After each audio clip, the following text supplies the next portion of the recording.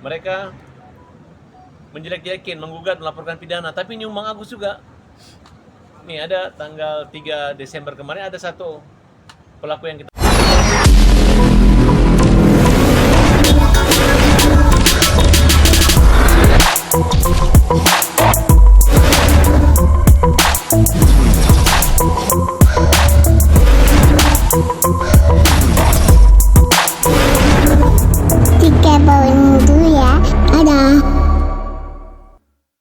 syukur-syukur bisa ketemu Pak Menteri. Kalau Pak Menteri nggak sibuk ya harusnya Pak Menteri terima Agus kan. Namanya sosial nih. Kalau makhluk sosial itu bukan pengumpul dana, bukan pencari open donasi, tapi orang yang tunanetra. Ya, di sini tidak ada eksploitasi ataupun mencari keuntungan di sini. Justru orang butanya jadi korban, orang butanya jadi apa? Jadi korban. Akhirnya dibuat menangis terus sama orang yang mengaku berprestasi.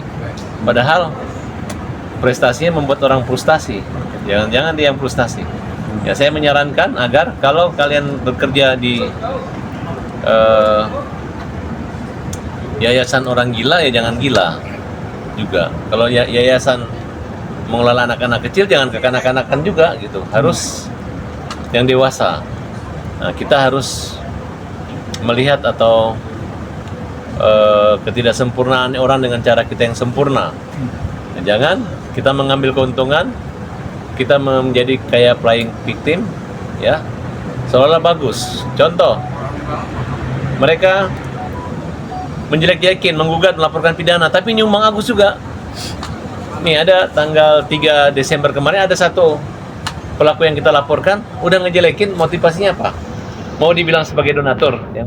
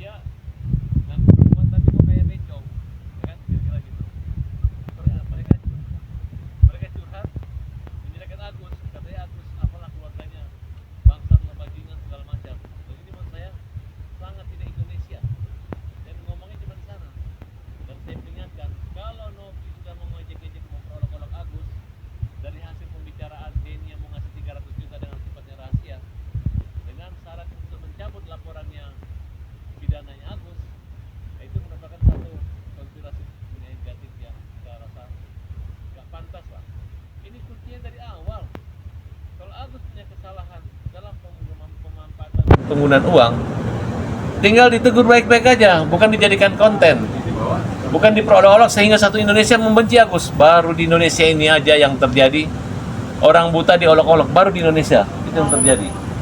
Nah, karena yang di negara lain tidak ada, orang buta itu adalah orang nomor satu. Ibaratnya walaupun dia nggak melihat, kita yang terang, kita kasih cahaya sinar, bukan dikasih api, dikasih parang berperang. Nah, ini yang terjadi kepada kelompok mereka. Makanya saya menamakan dirinya, kelompok saya adalah kelompok pembela kaum lemah. Ya. Nah, kemudian contoh kaum lemah itu siapa? Ya. Kalau bicara tahu kan Gus Miftah salah ngomong, menghina, dihujat hanya kalimat goblok.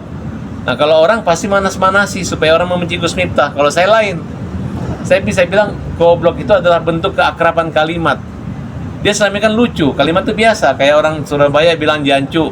Bukan arti sebenarnya, maknanya, konotasi bahwa ini hanya bentuk keakraban.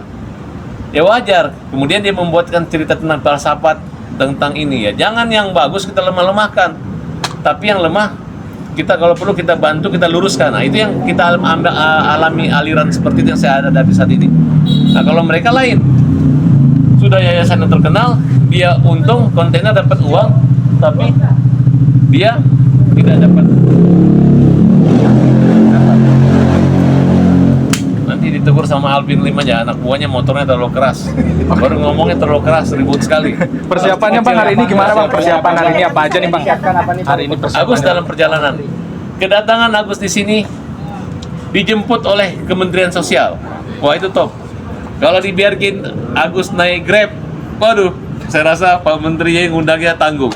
Tapi dijemput oleh 2 ibu-ibu dari Departemen Sosial, pejabat-pejabat yang menjemput Agus. Hanya telat tadi jam 9, diperkirakan sampai jam 10 lewat 9 nanti di sini. Nah, kemudian dulu Nopi pernah bilang nanti Agus boleh beli mobil. Mana mobilnya? Gak ada mobilnya, ya. Agus tidak menggunakan uang itu dan uang itu masih utuh. Uang itu sama Nopi, dan sekarang kalau mau minta kembali donatur, uang itu bisa kita kembalikan. Jadi nggak perlu capek-capek kalian nunjuk pengecara untuk mendonasi, ditarik kembali donasi. Kita udah siapkan. Itu hanya akal-akalan kalian, ya. Catatan. Pengecara-pengecara ini kayak satu orang pengecara ngaku donatur, itu cuma anak buahnya.